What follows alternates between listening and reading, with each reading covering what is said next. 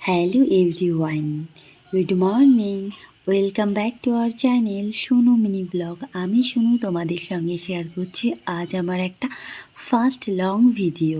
আমি সেরকমভাবে কোনো দিনই ব্লগ করিনি, এটা আমার ফার্স্ট টাইম আমি একটা ব্লগ দিচ্ছি। আর আমি জানিও না কিভাবে কি ব্লগ বানায়, তো আমি ট্রাই করছি।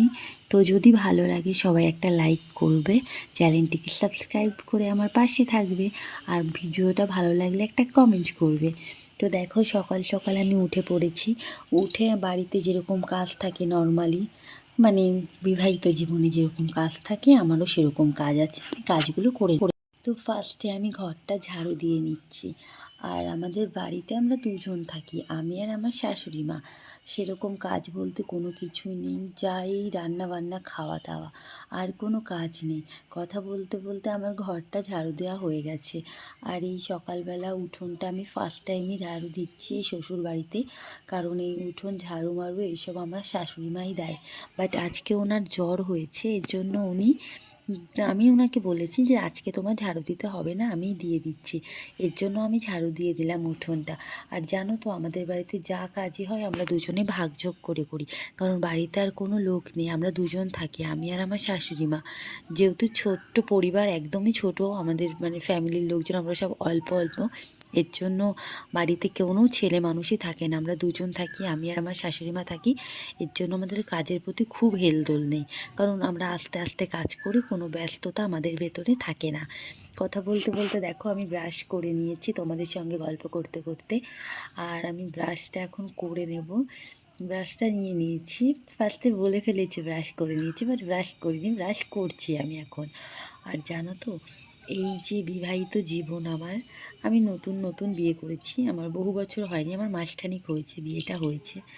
আগে যখন আমি বিয়ের আগে ছিলাম সেই জীবনটা না আমার টোটালি আলাদা ছিল। কারণ বিয়ের পরে না জীবনটা পুরো পাল্টে গেছে। এখানে সব কিছু মানিয়ে নিতে হয়, সকালবেলা ঘুম থেকে উঠতে হয়, কে কী বলবে সেগুলো ভাবতে হয়। এর জন্য না অনেক কিছু মানিয়ে নিতে হয়, মেয়েদের জীবনটা এরকমই হয়, মানাতে মানাতেই দিন চলে যায়, আর বছর চলে যায়, সময় চলে যায়। আমার ব্রাশ করা হয়ে গেছে, আমি এখন মুখটা ধুয়ে নিয়েছি। আর দেখো মুখে জল দেওয়ার পরে ভাই রে ভাই, ঘুমটা পুরো উধাও হয়ে যায়, কী যে ভালো লাগে। আমার ফ্রেশ হওয়া হয়ে গেছে, এখন আমি একটু রাস্তা দিয়ে হাঁটছি, কারণ এই সকালবেলা হাঁটতে ভালোই লাগে। হাঁটা হয়ে গেছে, এখন আমি বসে বসে ভাবছি কখন আমার শাশুড়ি মার মুখ ধোবে, তারপর আমার ব্রাশ করবে, তারপরে আমি চা বানাবো। কারণ উনি চা মা বানিয়ে বসে থাকবো, চা ঠান্ডা হয়ে যায়, ওরকম আমার একদমই ভালো লাগে না। এর জন্য ওনার ব্রাশ করা হয়ে গেছে, তারপরে আমি চা বসিয়েছি। আর আমার না মানে লাল চা খেতে একদমই ভালো লাগে না, বাট খেতে হয়, কারণ আমার শাশুড়ি মা দুধ চা খান না, উনি লাল চা খায়।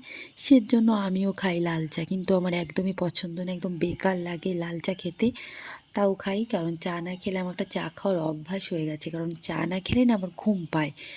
এর জন্য আমি চাটা খেয়ে নিই, চা খেলে পরে সকালটা পুরো ফ্রেশ থাকে, কোনো অসুবিধা থাকে না। সকালে অন্য কিছুও খাই, বাট আজকে চাই খেয়ে নিচ্ছি, যেদিন যেটা ভালো লাগে সেদিন সেটা খাই। কিন্তু বাড়িতে কোনো ছেলে মানুষ না থাকলে যা হয়, ওই যে যা থাকে তাই দিয়ে চলতে হয়। কারণ আমার যেখানে বিয়ে হয়েছে এখান থেকে বাজারটা অনেকটা দূর, কারণ আমার একদম গ্রামের দিকে বিয়ে হয়েছে, এখান থেকে বাজার অনেকটা দূর। এর জন্য রোজ রোজ আমার শাশুড়ি মা বাড়ির থেকে বাজারে যায় না, ওই আমাদের সপ্তাহের বাজার করে নিয়ে আসে, ওটা দিয়ে আমরা চলি। আর বাড়িতে তো মাছ আসেই, ওই মাছ টাছ দিয়ে হয়ে যায়। আর কি বলো তো, আমি গ্রামের দিকে বিয়ে করেছি, তো এখানে শাক সবজির কোনো অভাবই নেই, অনেক শাক সবজি থাকে, এর জন্য কোনো চাপ হয় না। তো দেখো আমি চা খেয়ে নিচ্ছি। আর জানো তো আমরা দুজনে একটু গল্প করছিলাম, ওই আমাদের বাড়িতে দুটো পাখি আসে, শালিক পাখি, ওদের আমরা রেগুলার দিন বিস্কুট খেতে দিই।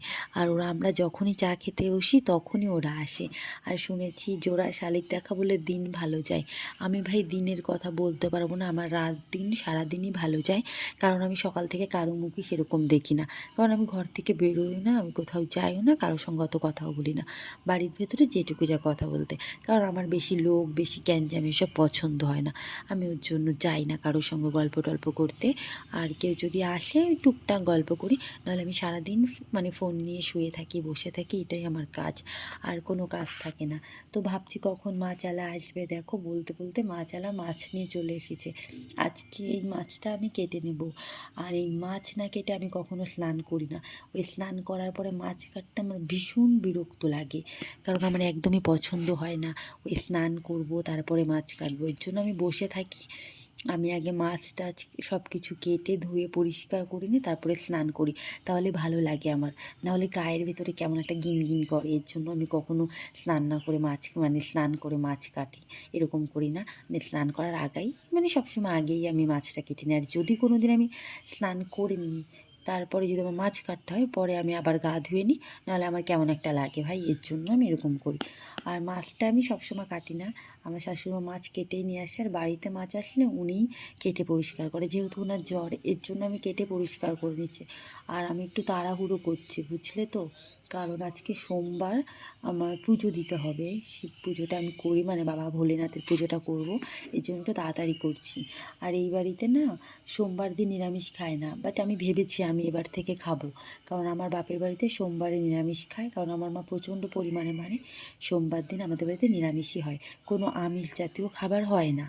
বাট আমরা খেতাম, মিথ্যা কথা বলবো না, আমরা খেতাম, আমিষ জাতীয় সব কিছুই খেতাম, আমরা সোমবার অত মানতাম না। বাট আমি এখন বিয়ের পর থেকে ভেবেছি সোমবারটা ভালো করে ঠাকুরের নামে থাকবো। দেখো কথা বলতে বলতে আমার মাছ কাটা প্রায় কমপ্লিটই হয়ে যাচ্ছে। আর এই মাছটা কাটতে খুবই বিরক্ত লাগে, মানে মাছের গা ভরা প্রচণ্ড পরিমাণে আঁশ, কাটছি তো ওঠে না, উঠলে অর্ধেক ওঠে তো আর অর্ধেক ওঠে না, কি বেকার লাগে। বিয়ের পরে জীবনটা পুরো একদম তেজপাতা হয়ে গেছে, একদম ভালো লাগে না, বেকার বেকার লাগে সব কিছু, আমার সময় কাটে না, কোনো কিছুই ভালো লাগে না আমার একদম। তাও মানে মোটামুটি কী বলবো, আমার হাজব্যান্ডটা খুব ভালো, এর জন্য আমার খুব ভালো লাগে। আর এই ফ্যামিলিটাও আমার ভালো, মোটামুটি আমার শ্বশুরবাড়ির ফ্যামিলি এখনও অবধি ভালো।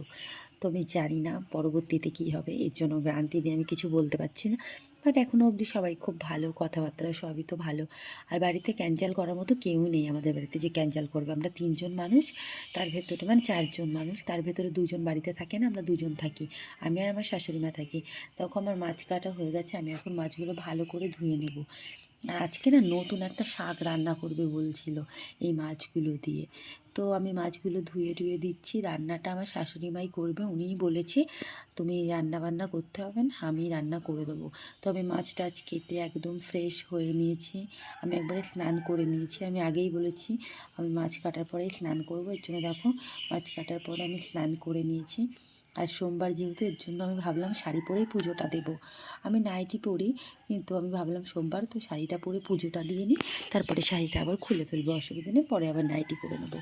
তো এখন আমি স্নান করার পরে মাথার চুলের মাঝখানটা ভিজাই প্রতিদিন, পুরো চুল ভিজাই না, কারণ পুরো চুল ভিজালে একদম শুকাতে চায় না, ঠান্ডা লাগে, আর মানে বেশি করে ঠান্ডা মান্ডা লেগে যায় আমার, এর জন্য আমি একটু, আমার ঠান্ডার সমস্যাও আছে, এর জন্য পুরো চুলটা আমি ভিজাই না, মাথার মাঝখানটা ভালো করে ভিজিয়েছি। আর আমি রোববার ছিল, আমি সেদিন শ্যাম্পু করেছিলাম, এই জন্য সোমবার শুধু মাথার মাঝখানে জল দিয়েছি। এখন আমি দেখো চুলমুল আঁচড়ে নিলাম, একটু চিরুনি করে নিয়েছি, তারপরে আমি একটা ক্লিপ লাগিয়ে নিলাম, একটু টিপ পরে নিলাম। আর আমি সবসময় ছোটো টিপ পরি, আগে বড় টিপ পরতে ভালো লাগতো, কিন্তু না আমার মুখটা ছোটো তো, ছোটো টিপ পরতেই ভালো লাগে, এর জন্য ছোটো টিপ পরলাম। আর সিঁদুরটা পরে নেবো। দেখো সিঁদুর পরতে পরতে একটা গল্প বলি, শোনো। আমার যখন একদম নতুন বিয়ে হয়েছিল, সবাই আমাকে বলেছে, শোনো বউ, এটা গ্রাম তো একদম এইভাবেই বলে, শোনো বউ, তোমাকে বলে দিচ্ছি বেশি বেশি করে সিঁদুর পরবে, বেশি বেশি করে সিঁদুর পরা ভালো। তখন আমার বর ছিল পাশে, আমার বর খুব ভালো মানুষ, সে বলেছে কেন বেশি বেশি করে সিঁদুর পরলে কী হয়। তখন ওই একটা বয়স্ক মহিলা ছিল, উনি বলছিল বেশি বেশি করে সিঁদুর পরলে না স্বামী ভালোবাসে। তো আমার বর বলছিল কেন কম সিঁদুর পরলে কি আমি আমার বউকে ভালোবাসবো না। তো সবাই হেসে দিয়েছিল, এই একটা গল্প তোমাদের সঙ্গে শেয়ার করলাম। দেখো কথা বলতে বলতে আমি ঠাকুর ঘরে এসে ভালো করে ফুল দিয়ে ঠাকুরকে সাজিয়ে নিয়েছি, বাবা ভোলেনাথকে। আর কি বলবো জানো, ভোলেনাথকে আমার মন থেকে অনেক অনেক ভালোবাসি, বাবা ভোলেনাথকে। আর ভগবান আমাকে যেটুকু দিয়েছে, যা দিয়েছে আমি তাতেই খুশি। এর জন্য আমি সবসময় ভগবানের কাছে মানে হাজার কোটিবার প্রণাম জানাই, যে সত্যি আমি যা পেয়েছি, যেটুকু পেয়েছি অনেক পেয়েছি। তো আমি এখন পুজো মুজো দিয়ে নিয়েছি, প্রসাদ দিয়ে দিয়েছি, একটু পরে আমি প্রসাদটা নামিয়ে নেব। তো দেখো আমার পুজো দেওয়া হয়ে গেছে, তার ভেতরে আমার শাশুড়ি মা রান্না করা হয়ে গেছে। ফ্রিজে মাছ ছিল, এটা হচ্ছে রুই মাছ আর হচ্ছে ওই যে মাছটা রেখেছিল ওই মাছ দিয়ে রান্না করেছে। রুই মাছ দিয়ে করেছে ঢ্যাঁড়সের তরকারি, মানে ভেন্ডির তরকারি। আর এই যে মাছটা রেখেছিলাম, কি ওটা খয়রা মাছ বলে, খয়রা ইলিশ, ওই মানে খোকা ইলিশ, খয়রা ইলিশ এক একটা জায়গাতে এক এক রকম বলে, সেই মাছ দিয়ে তিতপল্লার তরকারি, মানে তিতপল্লা শাকের তরকারি। এই শাকটা আমি ফার্স্ট টাইম খাচ্ছি, কোনো দিন খাইনি, জানি না কেমন হবে, কিন্তু খেয়ে ভাই পুরো ফিদা আমি। এত ভালো লেগেছে, আমার তো খুব ভালো লেগেছে। তাই আমার শাশুড়িমা বলছে শাকটা কেমন, আমি বলছি সত্যি খুব ভালো, কারণ আমি কখনো এই শাকটা খাইনি। এই শাকটার না ছবি তোমাদেরকে একদিন দেবো, একটা ভিডিওতে আমি শেয়ার করব, হ্যাঁ, যে কেমন দেখতে হয়। এটা তিতপল্লা শাক, অনেকটা ওই কী বলে, চাল কুমড়ো না ঠিক একটা, অনেকটাই যে তরমুজ, ওই তরমুজের পাতার মতো হয় দেখতে ওই শাকগুলো। ওই তিতপল্লা শাকটা দারুণ লাগে ভাই, আমি কোনো দিন খাইনি, কিন্তু ফার্স্ট টাইম খেয়ে আমি পুরো ফিদা। আজকে আমাদের বাড়িতে এই দুটো তরকারি রান্না হয়েছে, মানে ঢ্যাঁড়স দিয়ে রুই মাছ দিয়ে তরকারি, আর এই তিতপল্লা দিয়ে খয়রা ইলিশের তরকারি। তো আমার খাওয়া দাওয়ার পরে আমি একটু বিশ্রাম করে নিচ্ছি, একটু শুয়েছিলাম। তারপরে বিকালের দিকে শাশুড়ি মা বলল যে কাঁঠাল আছে, কাঁঠালটা ভাঙো চলো। তো তার আগে কাঁঠাল উনি মানে খুলেছিল, কাঁঠালটা ভেঙে পাশে আমাদের নোয়া ঠাকুমা আছে ওনাদেরকে দিয়েছিল। যেহেতু আশেপাশে আমাদের অনেক আত্মীয় আছে, বুঝলে তো, আমি যাই না, ওনারা আসে যখন তখনই কথা হয়। আর টুকটাক বাড়ি থেকে মানে ঘরের থেকে যখন বেরো উঠোনো টুঠোনো তখন কথা হয় সবার সঙ্গে। সবাই আসে আমাদের বাড়ি, কম বেশি সবাই আসে, আমরা যাই না অত একটা, বাট আমাদের বাড়ি সবাই আসে, বেশ ভালোই লাগে। বাট আমি তো ঘরের থেকে বেরোই না, আমার এমনি ঘরেই ঠিক আছে ভাই। তো কথা বলতে বলতে আমি কাঁঠাল সব বের করে নিচ্ছি, আর ভাই এই কাঁঠালগুলো পুরো খাজা, আমার তো খেতে খুব ভালো লেগেছে। তারপরে আমি কাঁঠাল মাঠাল খেয়ে নিয়েছি বিকালে, এখন বসে বসে ভাবছি কী করা যায়। এটাই ছিল আজকে সারাদিনের আমার একটা ব্লগ। আমার এই ব্লগটা ভালো লাগলে একটা লাইক করবে, কমেন্ট করবে, আমার চ্যানেলটিকে সাবস্ক্রাইব করে আমার পাশে থাকবে। টাটা। আর এটা আমার জীবনের ফার্স্ট ব্লগটা ভালো লাগলে একবার বলে যাবে, বাই।